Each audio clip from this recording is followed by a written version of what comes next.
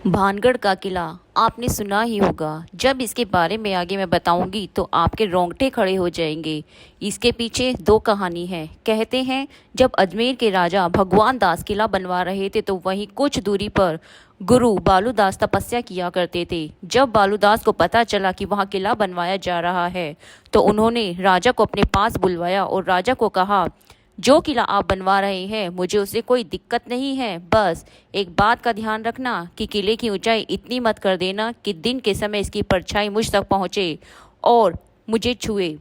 उन दिनों जो साधु संत होते थे उनको बहुत मान सम्मान दिया जाता था और हर बात को माना जाता था। राजा ने भी वैसा ही किया और किले की ऊंचाई को उतना ही रखा गया जिसकी परछाई बालूदास पर ना पहुंचे।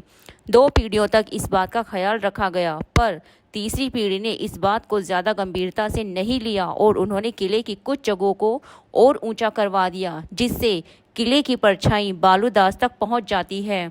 और यह देख बालूदास को इतना गुस्सा आता है कि उसने श्राप दिया कि भानगढ़ तबाह हो जाएगा और तभी से भानगढ़ पर दुखों का पहाड़ टूट जाता है। और ये भी कहा जाता है कि 1783 में जो भयंकर अकाल आया था वह बालूदास के श्राप के ही कारण हुआ था। पर दूसरी कहानी उस राजकुमारी की है जिस पर लोगों को सबसे ज़्यादा विश्वास है और लोग इसीलिए इसे भूतिया शैतानी किला भी कहते हैं। जब ये किला हरा भरा था वहाँ एक राजकुमारी थी जिसका नाम रत्नावती था। वह बेहद सुंदर थी, इसलिए हर तरह का इनविटेशन रत्नावती राजकुमारी के लिए आया करता था। पर एक तांत्रिक की बुरी नज़र राजकुमारी पर थी। जब से उस तांत्रिक ने राजकुमारी को देखा था वह उसकी खूबसूरती देख पागल हो गया था और उसे पाना चाहता था, पर पा नहीं सकता था क्योंकि वह महलों में रहने वाली एक राजकुमारी थी और वह एक तांत्रिक था।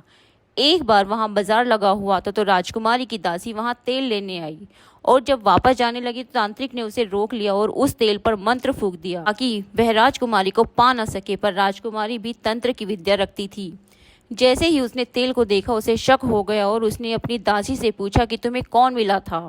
तो दासी ने बताया तांत्रिक मिला था। तब राजकुमारी को सब समझ आ गया और उसने वह तेल की शीशी एक बड़े पत्थर पर दे मारी और सारा तेल बिखर गया।